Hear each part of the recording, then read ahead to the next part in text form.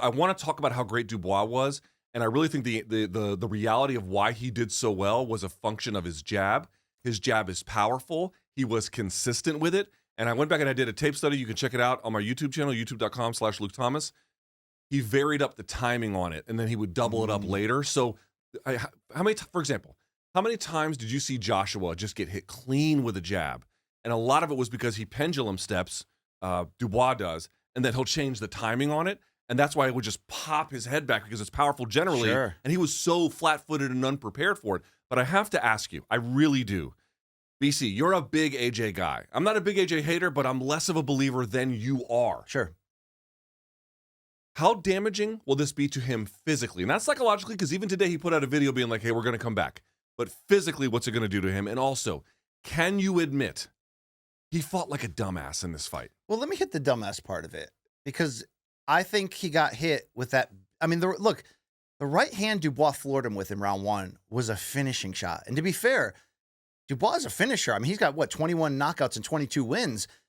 Everything AJ got hit with was not only a finishing shot, but he would get up and shake it off like nothing happened. So I get that the knee-jerk reaction after what was largely a one-sided demolition. I mean, look, this was a fun fight, fun event, reminded you why heavyweight championship boxing is different and the best thing going in sports and life, really, if we're really thinking about it sometimes. Even though it was so one-sided, I can't jump on the train of everybody else and go, okay, 34, added on mileage, even though this was the first time he was sort of knocked out. He had stopped on his feet by Andy Ruiz in his first pro loss. Is because I've never seen AJ behave the way he did there. And you said, BC, I'm bigger on AJ. I'm bigger on AJ's sort of long-term.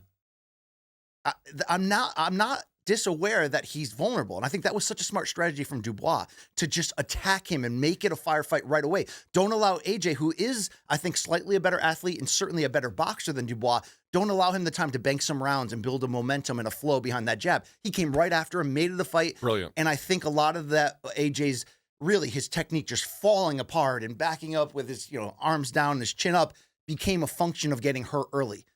But I'm not going to join the chorus of saying, oh, AJ's done, he'll never be the same. And I get why everybody had that knee-jerk feeling. Just like we have a knee-jerk feeling to, in some ways, discount the recent knockouts and wins and go, okay, maybe we bought too much into the AJ rejuvenation theory. Look, we were essentially, every writer was writing in their head what the post-fight story was going to say, because it was going to be the culmination of AJ's great comeback to where now he's going to get back the belt, be in the title picture, and whether it's Usyk or Fury coming out of December, he's going to have a good chance of going in there and doing something because he's finally different. He's a badass. He's willing to take it to people, which almost hides to some degree the vulnerabilities that have always been there for him. He's a little bit chinny. He gets back up, but he's a little bit chinny, and who isn't at heavyweight when there's these super heavyweight hulking guys. But the reason why I won't throw in the towel, really why I say not only should we do the rematch, but I almost might even like AJ's chances on a sneaky way, is because AJ has never behaved like that. He behaved like Vladimir Klitschko behaved against him in their 2017 slugfest in the same stadium. That's one of the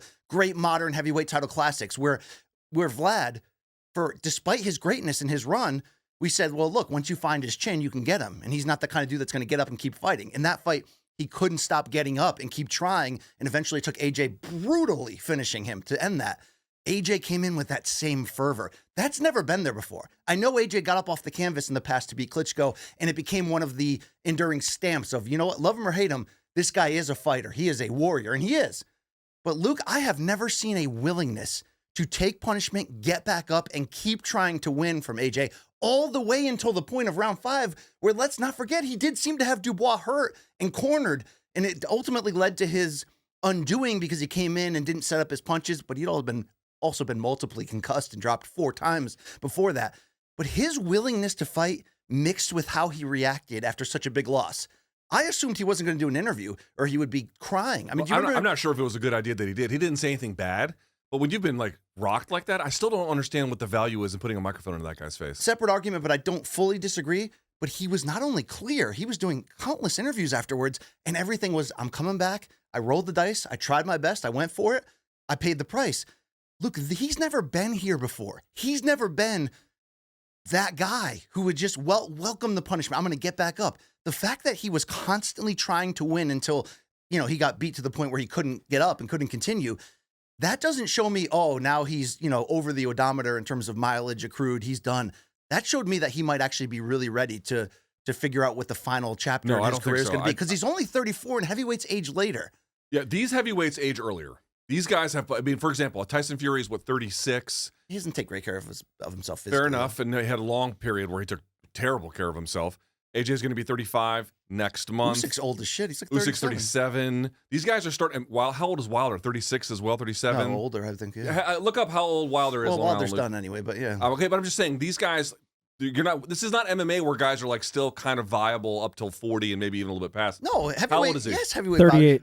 30. You see, Wilder's 38? Yep. Yeah. Oh, he's so done. Dude, dude, age late in heavyweight boxing. Let's not try to change that. I understand that they do. I'm saying this particular crop, for how good they are, we're going to talk about how good they are a little bit later. They're not waiting till 40 before they decline. Sure. You're watching signs of it now at 35-ish, 36, 37.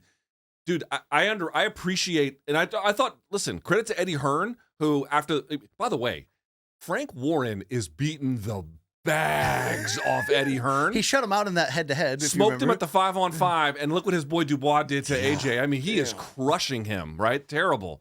But credit to Hearn, who gets up there and really tries to put him over by talking about the heart. I really don't dispute the heart of AJ, nor do I dispute that a second fight could go very differently. I don't think that that's out of the question. I know some folks are like, he should retire, blah, blah, blah. I think a second fight probably will happen, and I think it actually could be a little bit different, maybe even a lot. One never knows. However, you really, really, really have to connect two different dots here. He fought terribly. He really did. He fought strategically quite terribly. Mm-hmm. And also, he was kind of very dismissive of Dubois throughout the course of that fight. You have him being like, he ain't shit. They picked him up on camera. In the round before he got KO'd. He was taunting. No one picked up on this. Go back and look at the end of round 4. He goes like this because they were basically in Dubois' corner. And he like very tauntingly was like, have a seat, sir. Kind of like this, like with his arms open like that to walk him past, like almost like. I take that as a positive. I take that as, dude, if that's a positive when it elevates your performance. When it degrades your performance, you have to acknowledge the difference. He was arrogant to the point where he thought he could just waltz in there and run over this guy, and he got whooped for it. Believe me, I'm not some AJ nuthugger apologizer, but he also was concussed early on. So that would explain possibly the breakdown in the defense. But Luke, like, that shows me that there was never a point where he didn't think he was going to come back and win. And tell me the truth. Was there multiple parts in this fight where you said to yourself, he might come back and win this? Sure. Including round 5 before he got KO'd. Sure. I mean, that was the best shot he landed all fight. Dude, do you realize that before AJ concluded the 2 losses to Usyk and then had that really bad meltdown in the ring, right? You remember that? Yeah, that emotional that weird meltdown speech he gave. Yeah, where we just kind of let all of the things he was holding back for years out. Back then, yeah, he got up off the canvas against Klitschko. Yeah, he could get hurt in fights and still come back and win. And that was sort of part of the selling, the drawing card. He was this vulnerable champion, but with big heart. But he never fought like a fucking badass. What was the criticism we talked about, AJ, in the 2 Usyk fights? Why are you trying to go out there and outbox the best pure heavyweight boxer we've seen in decades? Go in there and be the bigger man and walk through him. Well, then he did that to Wallin and Ngannou, and you're like, oh, I wonder if that can change the equation. Even though, yes, he ultimately lost and got a one-sided win. We've already spent too much time talking about him, compared to Dubois. If he's fighting with this new spirit, Luke, he's filled in some of those holes that used to hold him back from the potential. Who cares if your strategy is terrible? He lost the fight. The question was, do I think he comes back? Look at his performance. This was an all-time bad performance by him. All time. Because I'll tell you something. And again, he was already rocked after the first. So, like, this is why I am. Because we were texting about this over the weekend, and you're like, I think a rematch could go differently. And I cannot dismiss that. I don't know how different it would be, but you really have to take that seriously because he was rocked so badly at the end of the first. But, dude, there are 3 really consequential punches in this fight. The one at the end of the first, obviously the decisive knockout blow, but the fucking punch in round 3 where he overshoots with the right, and then rather than rolling under or like pivoting out, just fucking stands up and gets lit on fire. He was concussed by Dubois. Dude, it's like one of the most elementary, terrible mistakes. So there's one of 2 explanations. One, he was just not there and his body was just reacting, which I think is probably the likeliest one. Or 2, he forgot how to fucking box. Like, I don't know what that was, but it was terrible. It was terrible. You have to reconcile at some point whatever attitude he brought to this fight did him no fucking favors. 0. It did you favors as a spectator to watch him. Let me be clear, not discounting his heart at all. Eddie Hearn was totally right about that. I fully acknowledge he got up and tried to really be like, okay, next round. But dude, if you fight terribly, all the heart in the world means fucking nothing. Yeah, but I think in the past, for as great as his ambition was in the ring and as great as his skills were, and let's not, disrespect him. He's got a great resume, and for a guy who came to boxing late and looks like he should be playing linebacker in the NFL, I think he's really turned himself into something. Look, he was never willing to act like this. He was never willing to behave like this. He was never willing to be this absolute badass. I think that, again, I just think that's the power and the spirit behind I can't count him out. He got into a gunfight and he got, but he never stopped trying, and I think that wins something over. We can't keep lingering on AJ, though, when it was ultimately Dubois. So Dubois, I thought, had the perfect strategy to jump on AJ, who is vulnerable in those spots, and was able to expose it. We've never seen that type of poise under fire from Dubois. That type of willingness to commit to his power shots and believe in his power no matter what. I asked you off the top of what we missed, and I think we missed that we had the right narrative coming in. We just had it attached to the wrong fighter, because Dubois was the guy who really rebuilt himself after we counted him out so many times. But he really put in the work behind the scenes. That plays into this just as much. He wasn't that type of combination puncher before this.